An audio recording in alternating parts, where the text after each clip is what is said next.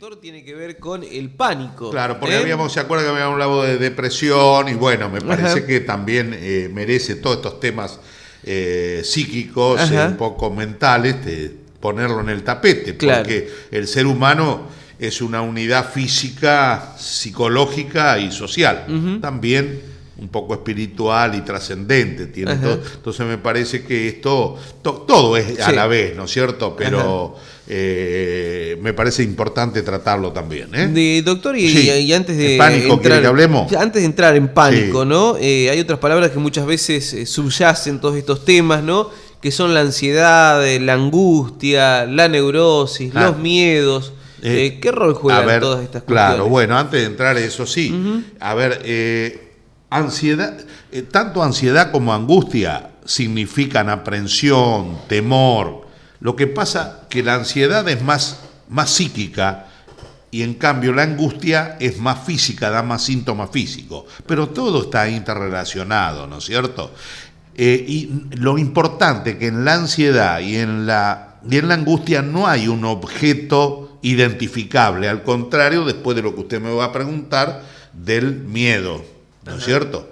Bueno, ahora, en cambio, en las neurosis, se acuerda que hay neurosis de angustia, de ansiedad, obsesivo-compulsiva, fóbica, etcétera, una vieja clasificación de neurosis. Es una reacción psicosomática, psíquica y física, ¿no es cierto?, a estímulos reales o imaginarios. Acá ya a veces puede haber un objeto o no. Esa es la neurosis. Entonces, ansiedad, angustia, neurosis, y después viene lo otro que usted me pregunta, el miedo. Acá ya hay una ansiedad o una angustia que está derivada de un peligro, ¿no es cierto?, exterior identificado, te lo identifica. ¿No es cierto? Si eso se hace permanente y hasta se puede hacer irracional, que no tiene fundamento, son la fobia. Claro. Porque el miedo también es una reacción natural que funciona como protección, ¿no es cierto? Nos prepara para enfrentar al enemigo, si es necesario enfrentarlo, como le digo, retirarse a tiempo, es decir, es una cosa natural. Cuando esto es irracional, ese miedo se transforma en una fobia. Claro. Que después pasa en lo que es el pánico que usted me decía, ¿no es cierto? Entramos entonces en en la definición, ¿no? Claro, en qué se puede decir con respecto al pánico. Claro, el pánico ya, ¿sabe qué pasa? El pánico es como una salida enfermiza, ¿no es cierto?, a una gran cantidad de miedo acumulado. En la actualidad hay como una sobrecarga de las personas. El medio ambiente, como dije, físico, psíquico y social. El medio ambiente, ¿no es cierto?, está sobrecargado de estímulos, de información, donde el sujeto es más vulnerable, ¿no es cierto?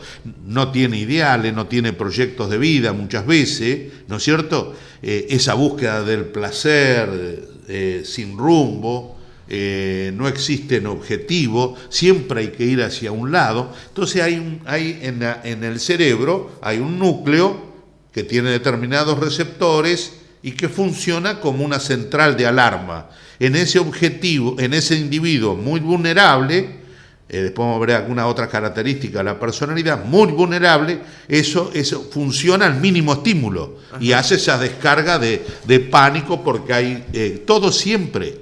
Es físico, psicológico y social. Entonces, eso que se segregan determinadas sustancias como la noradrenalina, un neurotransmisor, y entonces va a desencadenar taquicardia, sudoración, sensación de ahogo. Y como le decía, ¿no es cierto?, en el pánico, que es, ya entrando en la temática, es una ansiedad intensa, ¿no es cierto?, brusca, sin razón aparente, como reacción puede haber estímulos externos e internos, ¿no es cierto?, y eso trae una serie de síntomas que después vamos a ver cómo se clasifica. Ahora, ¿qué pasa? Como le decía, ¿no es cierto?, hay una ansiedad normal, que es la que moviliza al sujeto a pedir ayuda, pero si esa situación no se resuelve, esa ansiedad se vuelve patológica y entonces aparecen esos síntomas físicos y psíquicos propios del trastorno, del ataque de pánico, del trastorno que son dos entidades casi iguales, pero con alguna diferencia, el ataque de pánico en el trastorno de pánico. Ajá. Ahora, ¿no es cierto? Usted sabe que pánico viene de Panicus, Pan, del dios Pan, era un dios de la mitología griega que se escondía en las montañas o en los bosques, mire todo cómo está interrelacionado, ¿no? Se escondía en las montañas, en los bosques ese dios, y entonces protegía al pastor y a los animalitos que cuidaba el pastor. Entonces, si aparecía alguien que no correspondía a esa zona, él lo asustaba y lo protegía, ¿no es cierto? Y ahí viene el dios Pan, ¿no es cierto? Y ahí viene el pánico, ¿no es cierto? Mire, doctor, y cuando ya la persona, sufre estas consecuencias, ¿qué frecuencia, qué periodicidad tienen los ataques? Bueno, la frecuencia es 1 de cada 5 consultas en salud mental corresponden a este trastorno, 1 de cada 5. Más o menos el 5% de la población padece trastornos de pánico, ataques de pánico y otras formas clínicas que después hay. Acuérdense que en cambio hipertenso es mucho más la frecuencia de la persona hipertensa o diabética o con dislipidemia. Esto no tiene tanta frecuencia y es más frecuente en las mujeres, ¿no es cierto? El ataque de pánico, el trastorno de pánico, aunque se ve en hombres también, ¿no es cierto? Ahora, es más frecuente más o menos entre los 25 y 40 años, ¿no es cierto? Y como le dije, generalmente son personas inmaduras, ¿no es cierto?, que tienen frustración de proyecto. Ahora, nunca hay que esperar que el problema de tanto un ataque de pánico, un trastorno de pánico, de otra forma que después lo vamos a ver, se resuelva sin atención profesional, ¿no es cierto? Se le puede pasar, pero si usted no se trata, vuelve. Por eso que es un ataque de angustia, ansiedad recurrente, paroxística, de aparición inesperada. Entonces, se necesita la atención profesional, psicológica, después vemos. Ahora, muchas veces los trastornos de pánico están asociados a depresión, ¿no es cierto?, abuso de alcohol, de drogas, así que es muy importante tenerlo en cuenta, ¿no es cierto? Entonces, un 5% de la población lo padece. Bien, y con respecto a la clínica, doctor, ¿qué y podemos bueno, la clínica es un poco, ya lo he dicho, ¿no es cierto? La persona presenta como un miedo, como un terror, es como se siente como un ser anormal, ¿no es cierto? Y que puede a punto de enloquecer. Entonces eso lo psíquico después le agarra taquicardia, opresión en el pecho, quiere recurrir enseguida al médico, infinidad de sudoración, cefalea, digamos, etcétera. No una exaltación hacia afuera, digamos, sino es algo hacia adentro. No, hacia adentro y hacia afuera también, porque por la noradrenalina tiene taquicardia, sudoración, aceleración de los latidos cardíacos, digamos, dolor. La persona que lo ve lo puede ver como alguien, digamos, alguien externo que está viendo, lo puede ver como alguien fuera de sí, digamos, claro, fuera descontrolado. De sí, descontrolado. Como efectivamente, como un ser anormal prácticamente, ¿no es cierto? Así que eso es lo más importante, ¿no es cierto? Ahora, ¿se pueden clasificar, doctor, por lo que usted refería? No son hay distintos tipos. No son los cuadros, ¿no es cierto? Usted tiene el ataque de pánico, como le dije, ¿no es cierto? Ese miedo, malestar intenso, que está acompañado de síntomas, como puede ser sensación de ahogo, atragantarse, palpitaciones, sudoración, todo lo que les manifesté. Ese es el ataque de pánico. Después está el trastorno de pánico, ya son ataques de pánico más repetidos, ¿no es cierto?, de inquietud ante la posibilidad de tener más crisis, ¿no es cierto?, Después está un trastorno de ansiedad generalizada, eso es muy frecuente. Son digamos, clasificaciones de esta cuestión del pánico. Ahí ya son esas personas, yo veo, ¿no es cierto?, ansiedad y preocupación crónica, excesiva, injustificada sobre distintos acontecimientos, claro, porque el chico estudia en Rosario y le puede pasar algo, o viajó y está estudiando, no le pasará nada. Eso ya es un tipo que llama de ansiedad generalizada. Después está la agorafobia, ¿no es cierto? Que es o miedo a salir a la calle, que es muy importante. Si no se trata esta persona, termina recluida dentro de su casa, dentro de su habitación, ¿no es cierto? Y entonces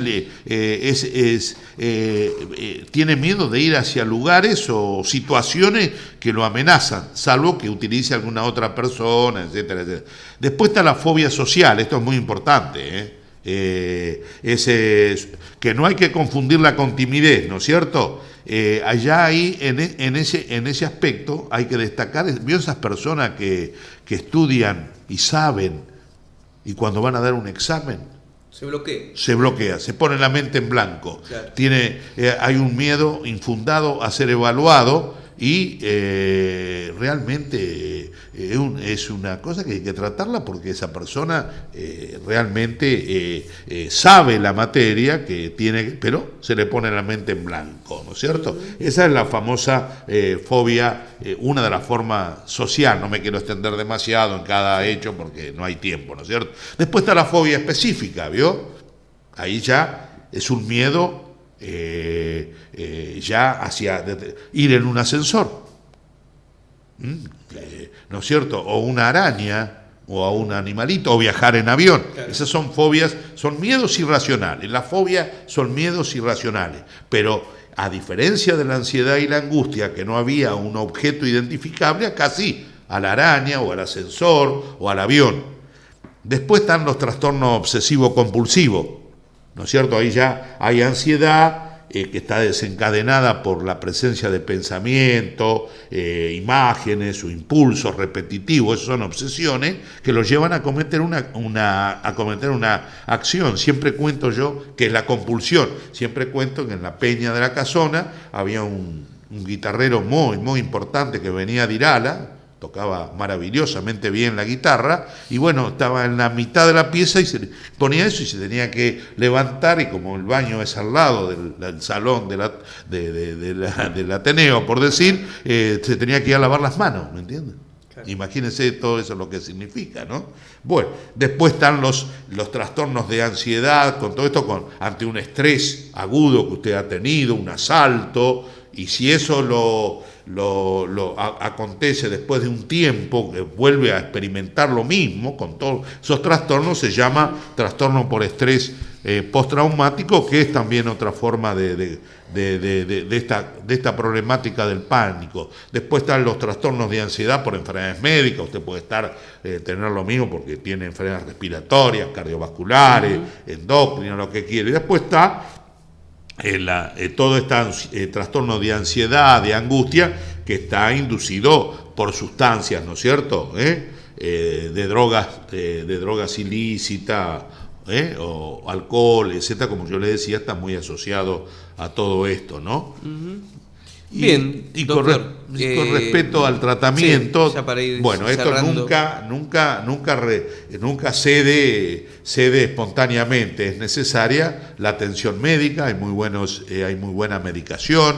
También hay que complementar, nunca sola, una psicoterapia cognitiva, ¿no es cierto? Después se pueden utilizar otras el yoga ayuda, toda una cantidad de cosas, pero nunca por sí solo retrocede. A veces hay que hacer un tratamiento largo y después no, porque ya le digo, uno está sobresaturado de información, ¿no es cierto? Y eso descarga ese centro de la alarma que está ubicado en un núcleo del cerebro que se llama núcleo Cerelius, y se explota por digamos así, y por cualquier cosa ese centro de la alarma, y hace todo ese cuadro clínico que realmente